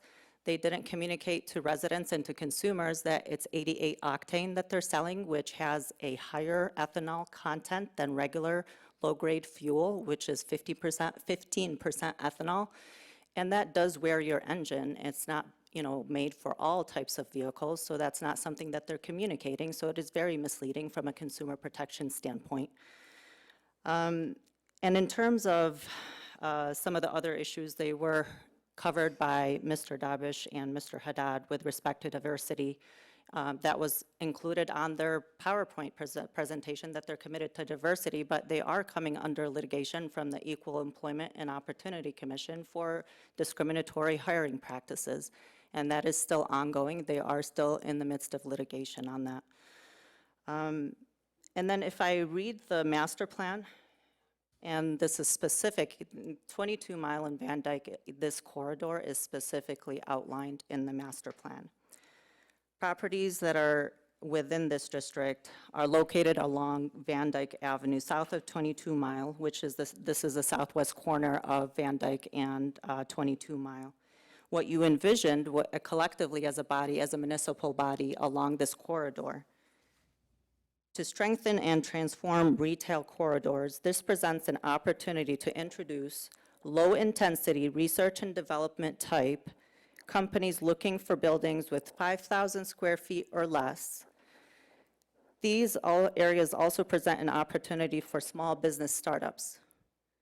Sheetz, typically, the last application that they put forth, they requested 3.3 acres. I don't know how large of a parcel the 2 parcels are here, but they typically are requesting large-sized, plots in order to accommodate their business model. Your typical gas station, the community gas station that is conducive to the character of the community that it's supposed to reside within, is between maybe an acre to 1.5 acres. That's the typical average size of a community gas station. So 3.3 is considerably a lot larger than your typical community gas stations. And that will be very disruptive, to residents, similar to the one that spoke here earlier today. So again, 5,000 square feet or less, small business startups, that's what you're envisioning with your master plan. Sheetz does not fit any of that. And you're looking for non-traditional retail uses. A gas station is a very traditional use of property. So again, it does not align to your master plan. It is very disruptive to the residents and to the constituents. Other residents in other cities have called it a truck stop, that belongs on I-94 or I-75, but not in the midst of your community. So I ask you to scrutinize this as heavily as you did the family daycare from earlier. You asked a lot of great questions. I'm glad that they were able to get their approval for the family daycare, but this affects the environment, this affects your constituents in a very detrimental fashion. So I do ask you to take all of that into consideration, especially some of the detriment to the small business operators, the independent operators. They talk about giving back to the community. These small business owners have been giving back to the community for decades upon decades. They live in the community and they give back to the community. And what Mr. Dabish mentioned about them really relying heavily on supply chain that is outside of the state of Michigan, they do. They procure and outsource everything to external sources, whereas your independent operators are working with local vendors, local wholesalers, so contributing to the local economy. Thank you so much for your time, and I hope you have a wonderful evening. Thank you. Anyone else wish to comment, sir?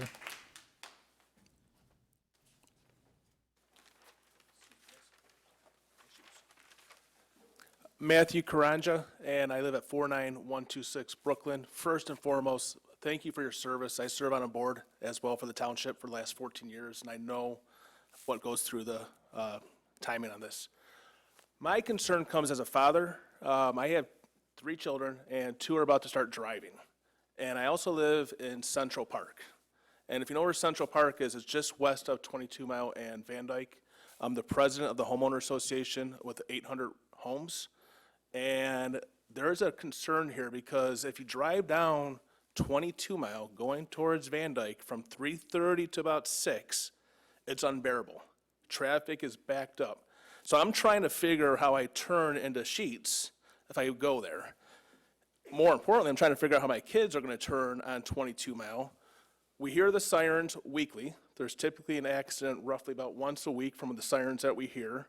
And this this traffic is going to be unbearable for us off 22 Mile and Van Dyke. My other concern is going south on Van Dyke. So if you're coming into Sheets and you're turning, how do you turn left to go back on 22 Mile? You don't. So what you're going to do is you're going to turn right and go to the first street, the first residential street, to head towards Shelby Road. And that is going to be a nightmare. So it's going to add a lot more traffic residentially in the neighborhood that is south of Central Park. I get the Sheets is a really cool concept in the mindset of gas stations. It has slushies, it has quesadillas. But there's a lot of gas stations in the area that are faltering now. There's a new gas station that just opened, and every time I drive by, there's not a lot of traffic there. So if you're going to add another gas station a mile away, what did you say, there's 10 gas stations? 9. There's a lot of gas stations. To me, my recommendation is to vote no on this. Mr. Moffitt, you mentioned the criteria, and one of the criteria is public welfare. To me, the public welfare is traffic, and this is going to be unbearable. So I encourage you to vote no on this. If you don't, then probably come back to the board later on and also come back and ask for them to vote no on this. Thank you. Else wish to comment?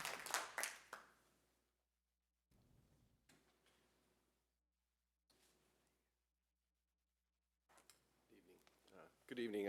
My name is Michael Rossi. I'm the owner-occupier of 48825 Van Dyke, which is the building just to the south of the proposed sheet station. I am the one for which there is the cross easement agreement, or lack thereof, perhaps. You might remember in July of last year, I was here when Come and Go gas stations was the proposed development for that site. On there, I worked with David Lemons of Come and Go to understand easements, which was a bit new to me, so bear with me. But we reviewed the documents, we reviewed their site plans. They seem to recognize the easement as being a 30 by 30 easement, as outlined in the verbiage of the signed recorded easement between the previous owners of the properties, which were Lawrence Rossi and Bassam Murad. There is perhaps some ambiguity if you look further on in the easement agreement where there is a not-to-scale drawing depicted that shows something other than what is described in the verbiage. But the verbiage states that the easement extends 15 feet south into my property, 15 feet north into their property, and 30 feet west of the easterly barrier on Van Dyke Road for a 30 by 30 square. That was observed in the demolition of the building by the previous owner. They raised everything but that pad of land, which suggests that they recognized the site and easement as such. Come and Go gas stations, their legal entities, recognized the easement as such, and thus were working at negotiating with me. And while Sheetz has confidence that it has been resolved, as far as the other party involved with it, there is no clarity or resolution to that. Okay, thank you. Thank you. Anyone else wish to comment? Going once? Twice? No, you got one crack at the apple, sorry. Or bite at the apple. Third time, okay, I'll bring it back to the petitioner.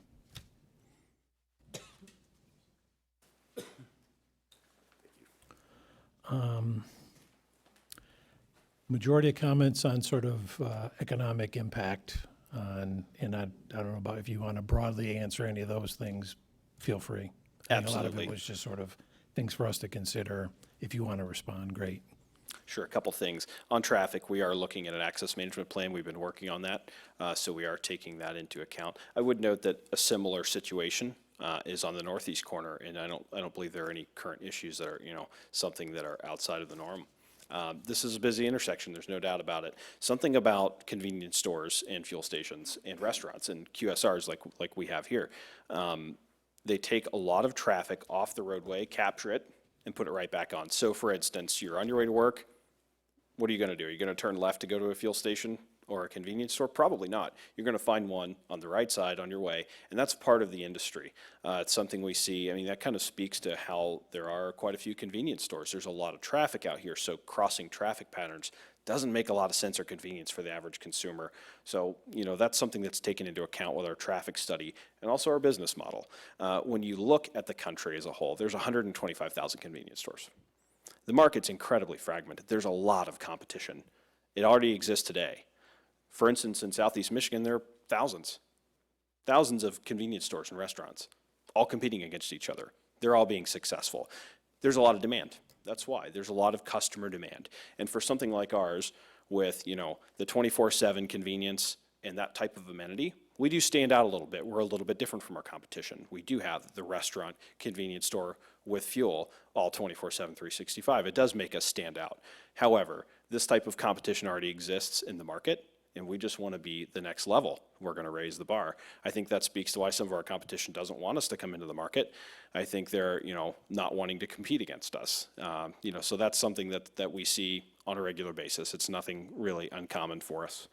From the safety standpoint, I would like to address something.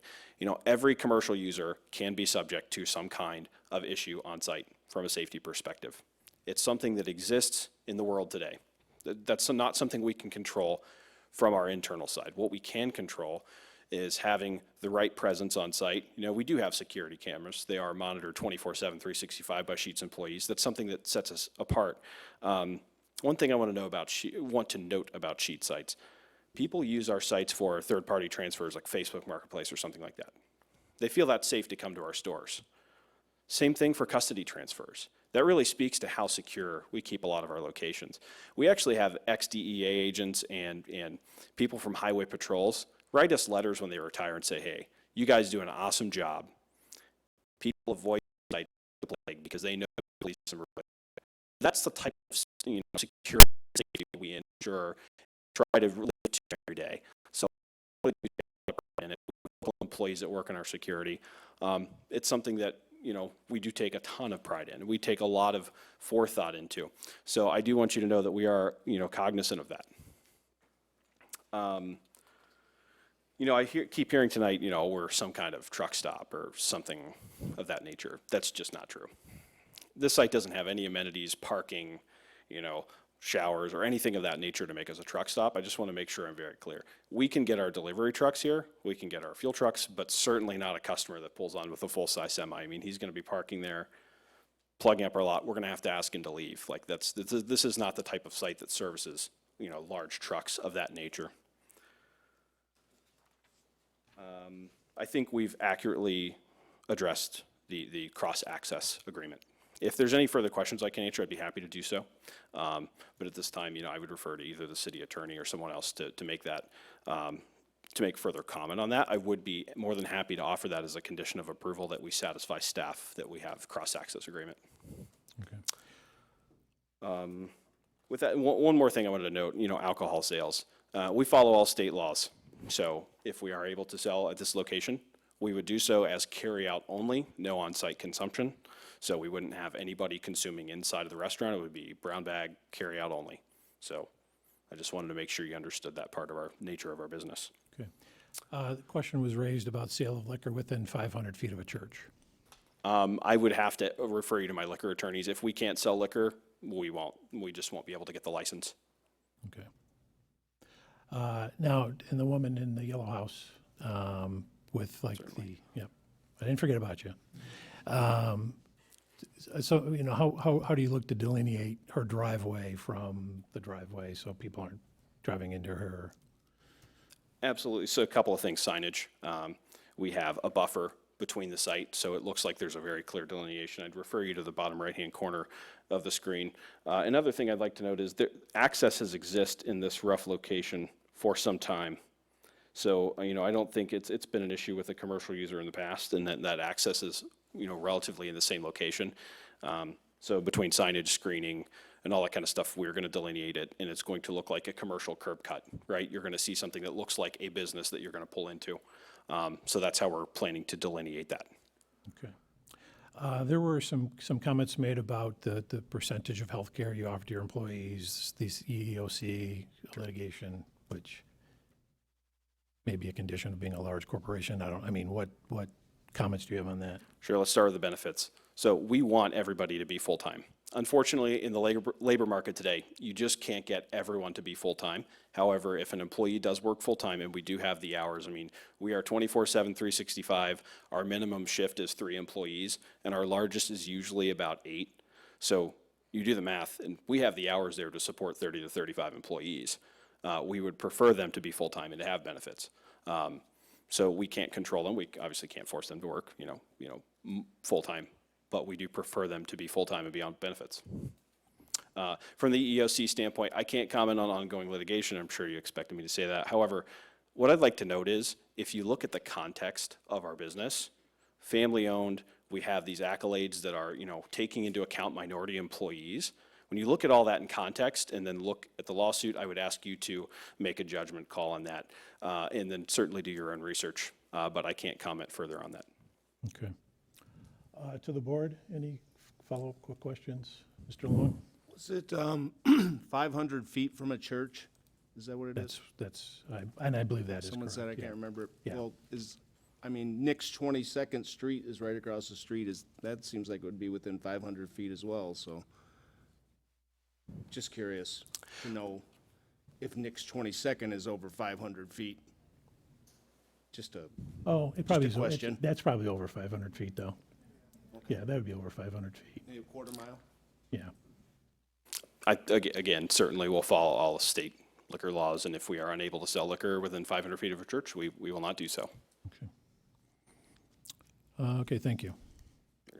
To the planner? Thank you, Chairman.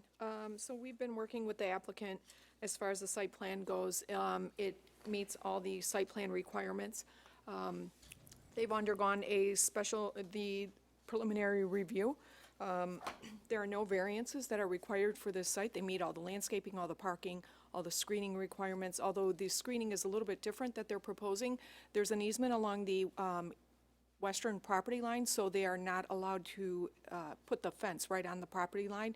Therefore, they're requesting that they place it in the center of that, in that area, and then supplement plantings on the east side of the fence and also on the west side of the fence. So it's kind of modified screening, although they do meet the requirement as far as distance in the wall and so on and so forth.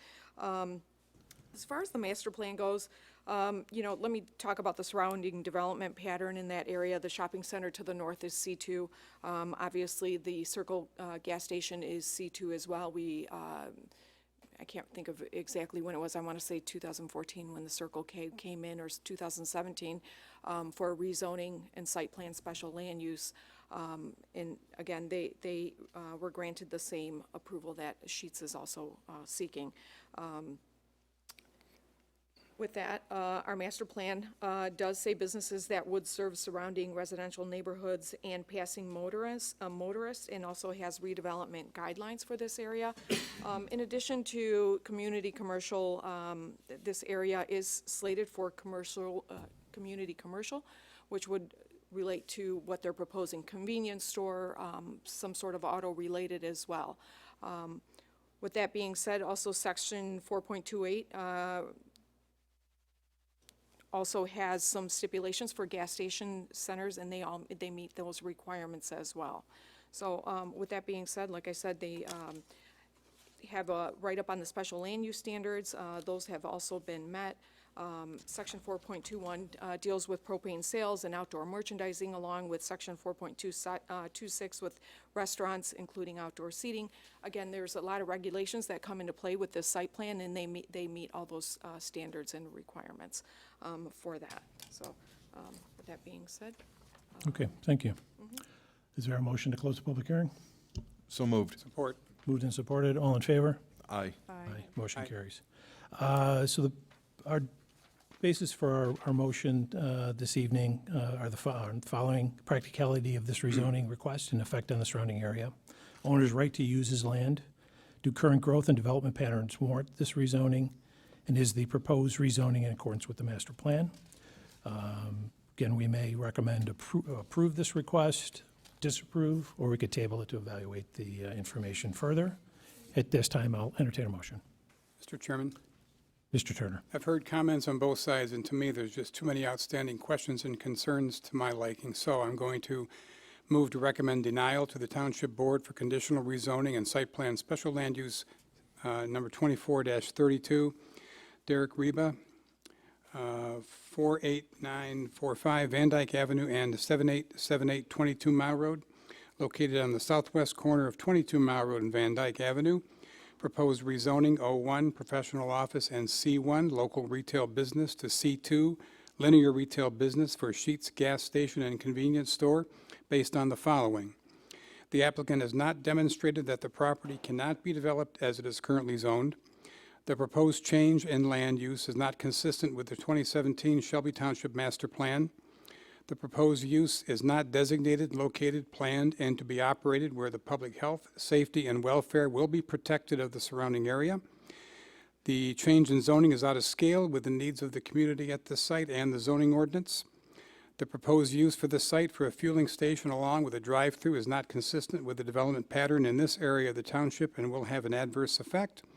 Finally, the special land use does not affirmatively meet the standards in section 6.5 based on these findings. Is there support? Support. Okay, it's been moved and supported. Questions on the motion? I guess I'll just offer some comments that I guess I would somewhat disagree with a few of the bases for these motions. One, I think the fact that this property is because it's fragmented and has remained vacant and unused for well over a decade. And even when it was underutilized and was somewhat of an eyesore before it was torn down. I think the change in zoning isn't on scale with the needs of the community, nor is it out of scale with what's being developed in the other three corners within that area.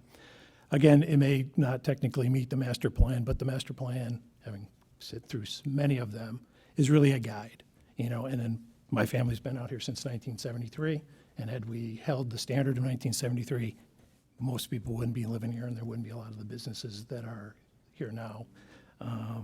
So I'll be voting against it, but I just wanted to offer my comments for the record. Any other comments? Hearing none.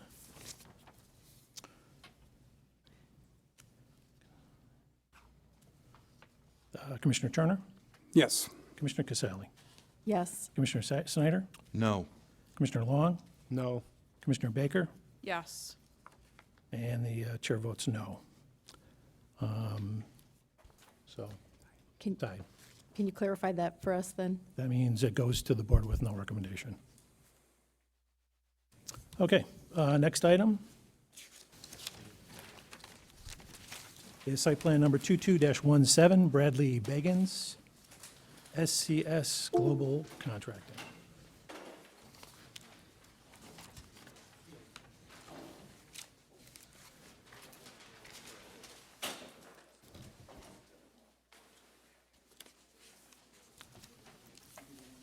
So that's your headache to have.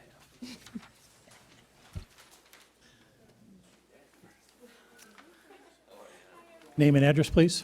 Brad Bagans, 32032 28 Mile Road. Okay, what are you requesting of this body? I'm sorry? What are you requesting of this board? It's a landscape modification of the gas station at 23 in Van Dyke. Okay. Okay. Did you want to speak against the guys going down the road, wanting to go down the road? So I've been No, doing no, gas I'm kidding. stations No, for no, 37 we've heard years, enough. Yeah, 37 years, and I'm glad I'm retiring in too, so. Okay, what do you want from us? So basically, can you hear me? Nah, you need to talk into the mic or take this thing here, yeah. And it's not me, it's the guys in the booth that are mean. So I think everyone knows that gas station a month ago at 23 and the Dunkin' Donuts and the mobile. In the I'm sorry? No. Oh, in the landscape plan, originally there was 5 trees along 23 and 2 along Van Dyke. We had moved those trees to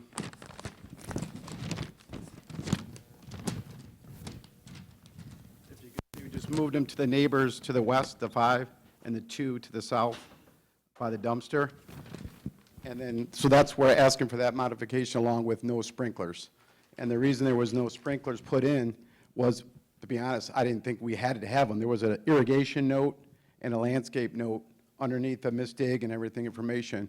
I was not aware there was an ordinance as the construction manager. But the owner and the owner's son, who owns like 25 stations in the Macomb County area, they don't have irrigation in any of their gas stations. There is no grass at all, as everyone's probably seen and been there already. There's no grass at all, so that's the modification we're asking. This is 24 hours. All his stations in the Macomb County area, I've built 7 of them over the last 15 years. They're all beautiful. If you remember, even though the gas station was old and dumpy, he still had rose bushes, perennials, and he still had already put that in to the corner where the ID sign is. He's got rose bushes that were planted, and we put an American flag up there. And so it's a beautiful station. We're just asking for the modification, no sprinklers, and we already moved the trees, so we just want to get approval right now for it. So. Okay. I know there's some questions about the trees, but I'll Sure. let the planner offer her comments. Thank you, Chairman. So when this was approved back in '22, a variance was granted for the trees along the 23 mile and also along Van Dyke. So with that being said, I would not support removal of the trees. I understand that they did plant trees along the south property line and also along the west property line. However, there's no requirement to provide any buffer or planting between those two properties. To the west is light manufacturing and light manufacturing, and there's no screening requirement required there. And also to the south, it's commercial use, so there's no screening requirement there. So, if they want to relocate some of those trees, if they're deciduous trees for 23 Mile and Van Dyke, that would be fine. But again, planting them on an area where it's not really required really does no benefit to the township. We would like to see those street trees. That is the reason, provide some aesthetic pleasing development and site. That is the reason for the street trees in our ordinance. So I would like to see that. And, they also, like I said, we're granted a variance for those street trees. So originally, they were supposed to supply, I believe, 10, and it was reduced to 6. So with that being said, I would recommend that the Planning Commission hold firm to the street trees. But as far as the irrigation, it seems as they have a plan in place on how the site will be irrigated.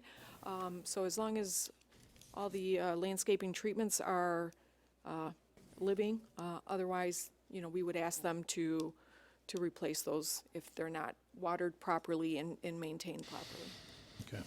Yeah, typically, because recognizing 30 years from now, folks will forget that, you're supposed to be watering the trees or not, but it's such a visible spot in the township, if your landscaping starts to die, I think hopefully somebody catches that within the township. So, any questions or comments, any questions for the petitioner or the planner? Can I answer real quick? Oh, yeah, sure. Oh, yeah, just so as a matter of, I hear what she's asking. When we did that, I did talk to Nick. They indicated us as long as the number was moved, it was okay.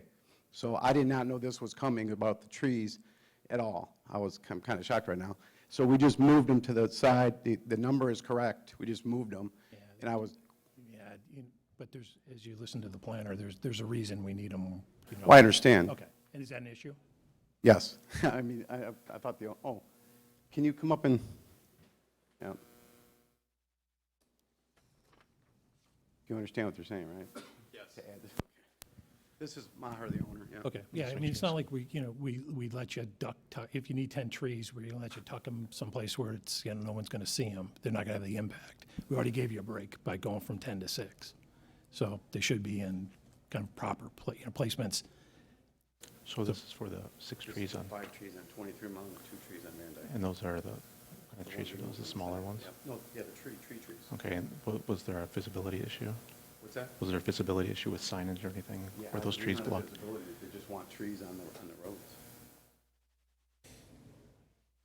So, I mean, I don't know what. I am trying to picture the trees right now. If they were the You ones can take that, a look at it and come back, but it's, I think, No, okay. no, I don't know. So I gotta give a recommendation on it. Julie? Yeah, I recall when you were going through the site planning process, there was questions about trees, and I understand that, sometimes when they plant the deciduous trees, they outgrow, and then at some point, they block visibility. We recommended that you plant columnar trees, so they will grow tall and, thin, so you still have the visibility, but we're also adding that landscape feature in. So. okay, understood. I'm sorry, I'm not great with, specific species of tree that it was. Get your name and address, because you're talking. Yes, Mayor Jawad, 54311 Queensboro Drive, Shelby Township. So to Julie's point, I do agree. It's just I didn't specifically deal with the landscaper or the specifics of why that happened. For us, obviously, I mean, visibility is an issue. That was one of the one of the descriptions mandates we did have going into this. I know Julie worked with us on that before, and as long as there's the understanding of those specific trees that will not have any future blockage, then we have no specific concerns to the transplant of those trees. As long as there's a certain measurement, no blockage. I'm not sure exactly how big those are. What was the name of the tree? They're columnar trees. Columnar, okay. Where they grow tall and narrow, so I don't think anybody's going to miss you. Okay. I believe your sign is quite large there. Yeah. Well, we may need more signage now, Brad, so. But I understand. Okay. Yeah, we've been held on the C of O because of this issue. That's why it's a concern for me, so. The irrigation, more so. No, right? no. With And the trees also, Tim said the okay. trees, Okay. which Nick said it was okay to move them. That's why it's just an issue right now, that's all. But- We were given the okay to move Oh, we the were trees. given, yes, okay, I remember this. Okay. So is that something that can be held up? I mean, It depends what the board says. okay, I mean, if we transplant them now, is there a chance they could, I mean, I don't know, if they could die or? Up to the board, so. I would, In the investment that you made in that corner, 5 trees, I don't think is going to break anybody. No, it's not about breaking, it's about getting the work done. We moved them. Oh. Yeah, we moved them. I'm saying, as a contractor here, if we want to be real, I'm not getting paid until we get the C of O. We have a temporary C of O. So I was going to go in front of the ZBA to get this, the irrigation, because the tree, and you can look at I applied for December 9th, right? I paid for it. They came back to me saying we could come to the board and explain the situation. They didn't bring up the trees at all. The trees I thought were okay being moved. I thought it was a no-brainer. It's the irrigation I went to the ZBA for. Now this is a new thing for me to put the trees back, the ones that we put on the side. And again, when you're coming down 23 Mile, you see them. I know you don't require the screening, but you absolutely see them. And the neighbor that owns the car wash was thrilled that we did it. He called the police out toward the end of this job because we were using his property. He was thrilled that we cleaned it up. And all of a sudden, it caused him to paint the car wash, fix the sign, get rid of the semi that he had there for years, clean it all up. He was thrilled that we put those up. And when you come down 23, you see them all. So to take them out and put them on, it doesn't make sense to me that you're going to, when they grow, they're going to be blocked. Okay, yeah. Sorry. Oh, I'm sorry. So it doesn't make sense to me that we move them from where the neighbor was happy, causing a barricade, even though they're not, like she said, you don't need to, but you see them, absolutely. You see them when you're coming down past the car wash. I mean, if anybody's seen them yet, it looks beautiful, so. I agree with that. Yeah, sorry. And I do, Brad's been more extensively working with the landscapers. Been for 37 years. And Nick as well. I would just contribute that I think the busiest part of that lot right now is probably the drive-through where the trees are. I think it definitely provides a great aesthetic coming down 23 Mile, going east from that direction. It also provides, I know wasn't required, but provides some good screening from the car wash and some of the other businesses back there that are not necessarily the most beautiful. And I think it works well with the drive-through. That's my opinion. I think it looks really good. It looks really clean. We have the EV chargers back there as well, so I think it turned out great. Again, what's decided here is obviously up to you guys, but I personally really like them, and I think Brad had that discussion with the necessary parties. Yeah, so. Appreciate your time. Yeah. Mr. Chairman. Mr. Turner. Nick, can you elaborate on this? Something doesn't seem right. Did you have a conversation with him where you approved him relocating those trees? Yes, thank you, Mr. Turner. Yeah.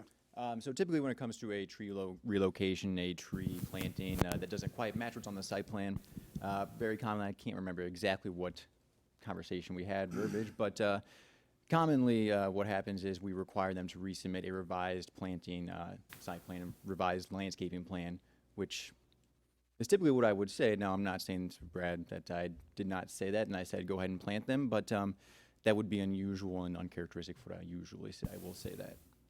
So typically, I do require a revised site plan to be submitted to our township to, at the very least, get approval from the planning director, if not the planning commission, for a revised site plan. Okay. Can I add Yeah, one more thing, please, Chairman? Julie. By the way, your site looks beautiful. The arborvitae's along the south property line will take all the landscaping that you want to give us. So no doubt, excellent site, looks very nice. But again, it's the street trees that provide that aesthetic that we're looking for. Put the wall in. It's beautiful. So, what's your recommendation on trees? Stick to what was approved by the zoning board of appeals, the planning commission previously, and the zoning board of appeals. As far as the irrigation goes, I believe they have a good plan in place to have it manually watered. Okay. So. Okay, any additional questions? If not, I'll entertain a motion. Mr. Chairman. Mr. Turner. Start with the easy one, I think, first. I'm going to approve the request of site plan number 22-17, Bradley Bagas, SCS Global Contracting for Major Jawad Group Management, located at 50995 Van Dyke Avenue, southwest corner of 23 Mile Road in Van Dyke, and eliminate the irrigation system and to allow for manual irrigation of the site landscaping. Any landscaping that is dead or dying will be replaced or at the direction of Shelby Township. Is there support? Support.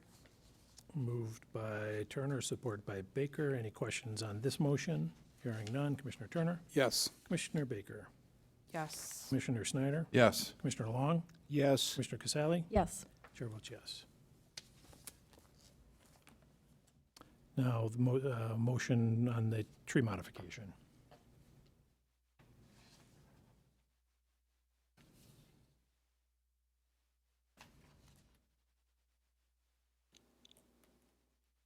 Is there a motion? Mr. Chairman, Mr. Turner? I will move to deny the request of site plan number 22-17, Bradley Baggins, SCS Global Contracting, from Maher Jawad Group Management, located at 50995 Van Dyke Avenue, southwest corner of 23 Mile Road in Van Dyke, for the removal of the street tree requirements as approved by the Zoning Board of Appeals on September 8th, 2022, based on the following.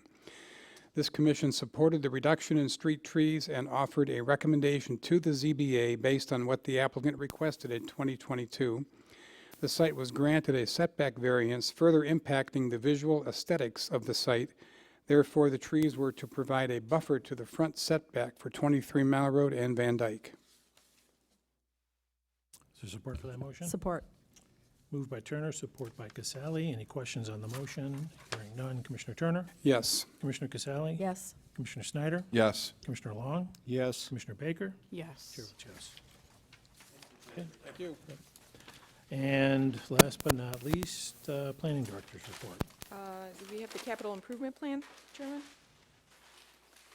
So with that, the capital improvement plan, the CIP, is an essential planning tool that serves to guide the township on multi-year planning and management of its capital assets. CIP promotes coordination between the township's capital and annual operating budgets, resulting in a greater capacity for sound budgetary practices and focuses on long-term sustainability. The planning department, along with the financial department, has been working on this for a number of months, along with the township board. The draft master plan is attached for you. They're not the master plan, capital improvement plan for 2024 and 2030. And it provides an overview of capital improvement process and includes a list of projects submitted by different township departments. The Planning Commission's role in this process is to evaluate the projects that have land use impacts to ensure that these projects are consistent with policies contained in the master plan and other related planning studies. So that is all part of your report, and the next step for this is to go to the Township Board if the Planning Commission agrees with the CIP, the presented CIP. Okay. Any questions for the planner? Hearing none, I'll entertain a motion. Mr. Chairman?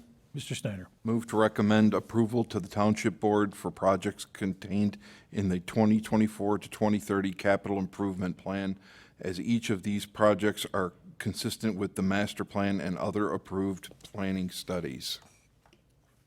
Support. Moved by Snyder, support by Casale. Any questions on the motion? Hearing none. Commissioner Snyder? Yes. Commissioner Long?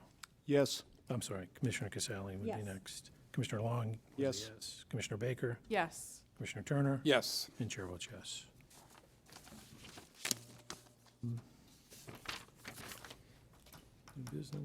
Business from the floor? Did you want to address this body again? No? Okay.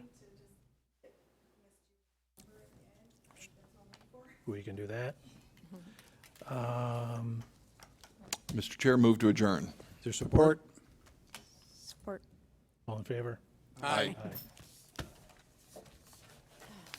Christie won.